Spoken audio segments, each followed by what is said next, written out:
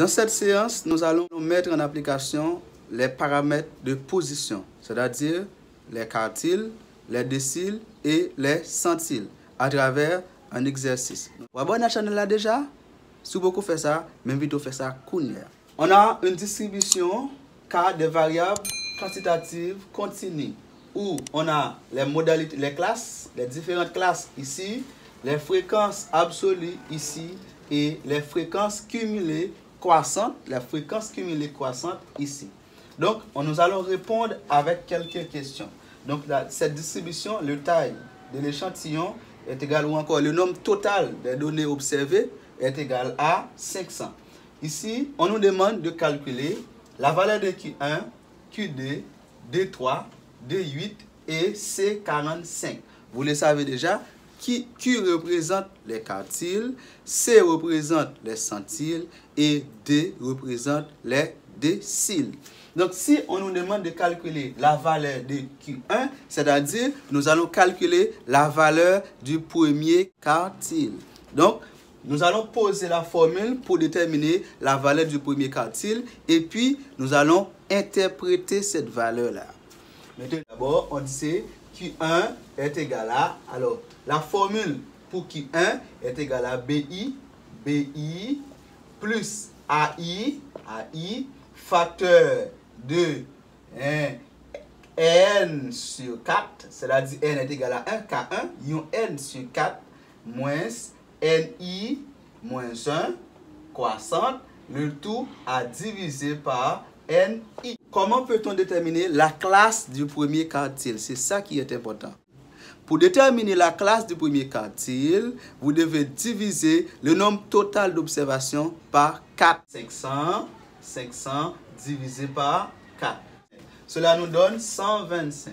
Nous allons déterminer dans la classe, dans l'intervalle fréquence cumulée croissante, dans qui intervalle, moins joindre 125. Donc, intervalle, ça, c'est le même qui va considérer comme la classe du premier quartile. OK, on allait 125. Nous là, nous gagnons 100, nous gagnons 146. OK, nous gagnons ici. Donc, sorti classe, ça va arriver là. Donc, moins joindre qui est 125 doit trouver dans l'intervalle 146. Je vais rappeler pour nous, la classe de 30 à 40, c'est la classe qui comprend la valeur de 65 jusqu'à 146. Donc, ça veut dire que la classe ça a commencé à partir de valeur classe ça finit. Donc, si moi j'ai 125, moi dois jouer 125 avant 146. Donc, c'est-à-dire que la classe du premier quartile est de classe 30 et 40, qui gagne intervalle 30-40. Donc, moi mettez classe premier quartile là, c'est 30 et puis 40. Donc, ça c'est la classe du premier quartile. Après avoir déterminé la classe du premier quartile, nous allons appliquer la formule. Il faut qu'on précise pour nous. Ce qui est important, c'est d'abord déterminer la classe du quartile ou la classe des déciles, centiles, etc. C'est-à-dire la classe des quantiles. OK? Nous allons déterminer maintenant la valeur du premier quartile. La bonne inférieure qui c'est 30 de la classe du premier quartile, on met 30, OK? Plus amplitude de la classe du premier quartile. Donc l'amplitude, c'est la différence entre la bonne supérieure et la bonne inférieure. Donc on dit l'amplitude est égale 2 points à I pour la classe A est égale à 40 moins 30 est égal à 10. Donc l'amplitude de la classe est égale à 10. On dit plus 10. On dit facteur de N sur 4 est égal à 125. 125. Ouais, N sur 4 est égal à 125. Moins la fréquence cumulée croissante de la classe qui précède la classe du premier quartile. OK?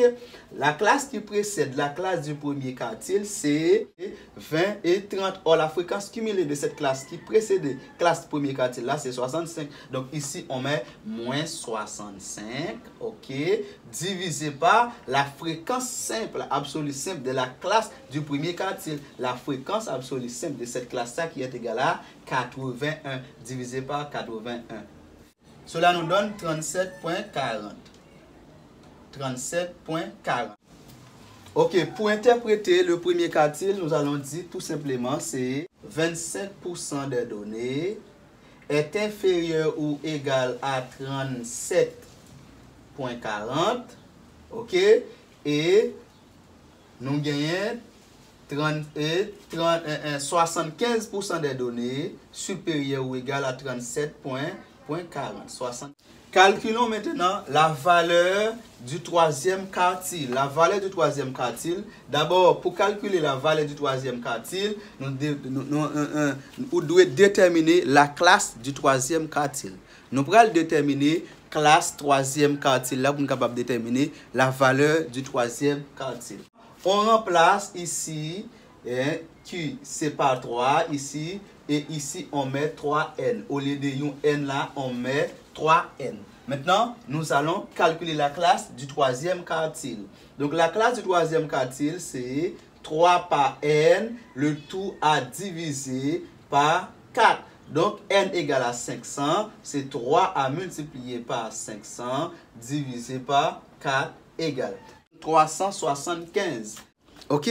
Nous pourrons regarder pour nous dans quelle classe nous sommes capables de joindre 375. Maintenant, eh bien, 375, nous gagnons là 253 et nous gagnons 368. Nous connaissons 375, ça peut péter toujours. Et OK? Et moins joindre 446. Donc, 375 situé dans l'intervalle 60. OK? Classe là, c'est 60 à 70. Maintenant, nous allons appliquer la formule.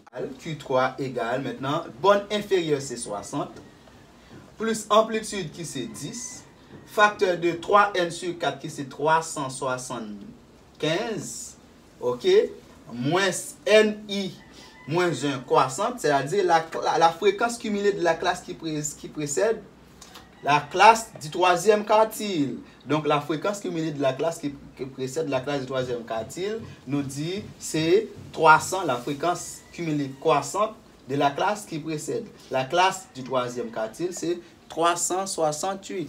Ici on met 368. Le tout divisé par la fréquence absolue simple de la classe du troisième quartile qui c'est 78 divisé par 78 égale.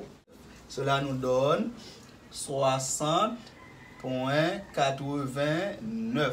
Comment nous allons interpréter maintenant le troisième quartile?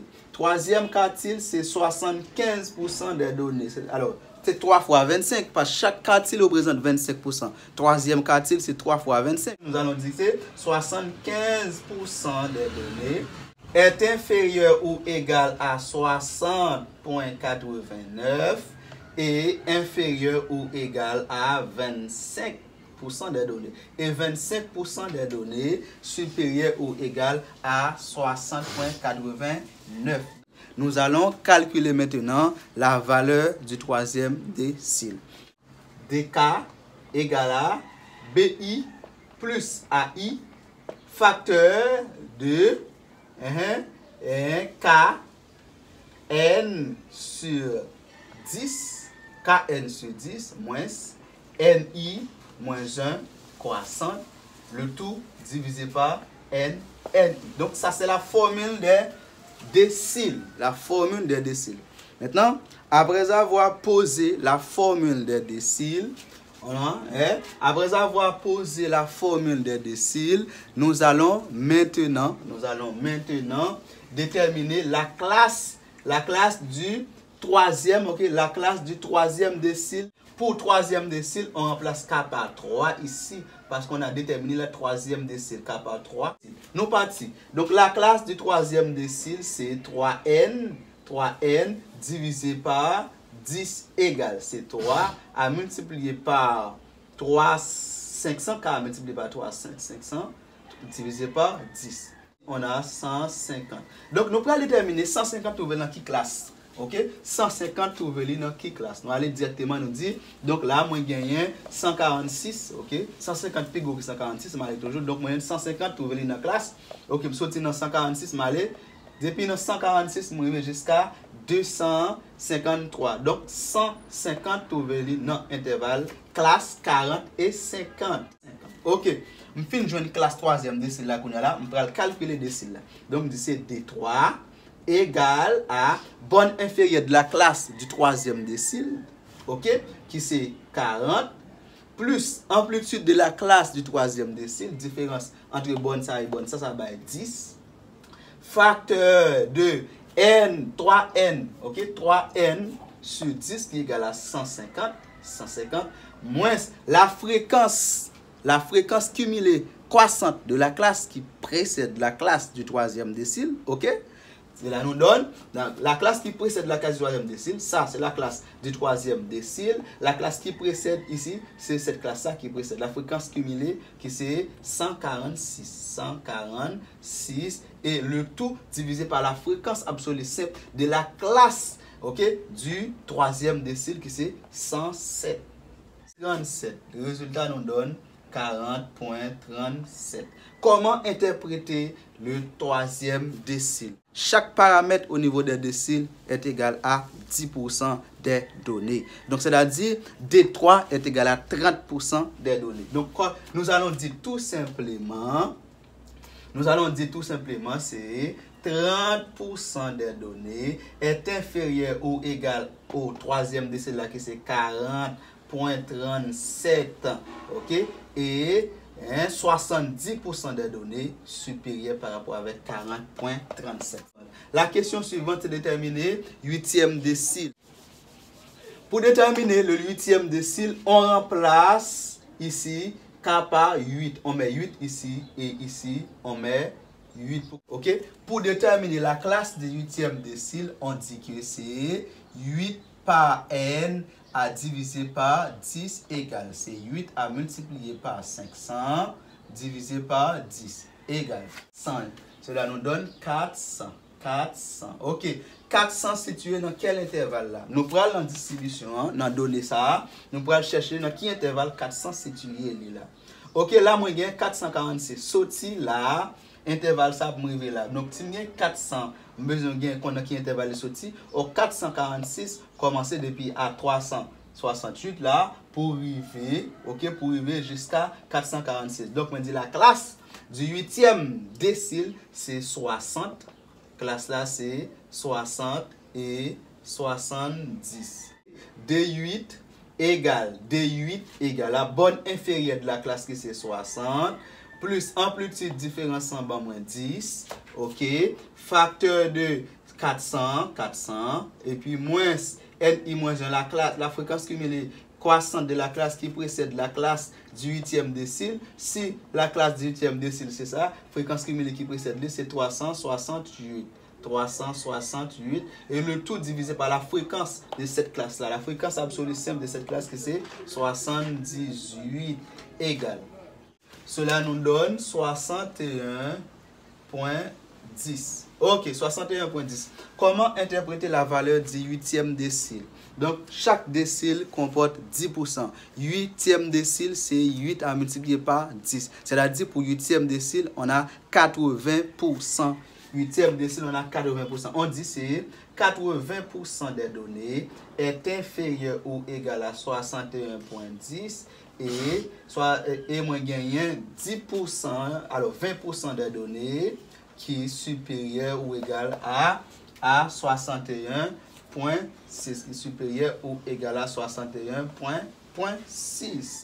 Comment nous allons calculer en dernier lieu le 45e centile? On dit que c'est C45 égale à bonne inférieure de la classe 45e centile là, plus amplitude de cette classe, facteur de 45 à multiplier par n, on dit 45n divisé par 100, ok, moins ni moins 1, croissante, le tout divisé par ni.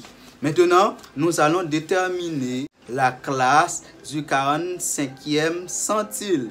Pour déterminer la classe du 45e centile, on dit c'est 45 à multiplier par 500, le nombre total d'observations, divisé par 100. Donc, c'est-à-dire que c'est 45 à multiplier par 500, divisé par 100. 45 multiplié par 500 divisé par 100, cela nous donne 225. Ici, on a 225. 225 se trouve dans quel intervalle? 225, on a 250 3 ici, 225 situé dans l'intervalle 40, ok. Et moi j'ai 100 combien? 225 ou 250 dans l'intervalle 40. Donc la classe du 45e centile c'est 40 et puis 50. Ok. Maintenant on dit C45 égale la bonne inférieure c'est 40 plus amplitude c'est 10 facteur de 45n sur 100 c'est 225 moins la fréquence cumulée croissante de la classe qui précède la classe du 45e centile c'est, si classe ça c'est sa fréquence qui vient avant là c'est 146, le tout à diviser par la fréquence absolue de la classe du 45e centile. La classe du 45e centile, la fréquence absolue c'est 107. Fermé égale 108. Cela nous donne 47.38. 47.38.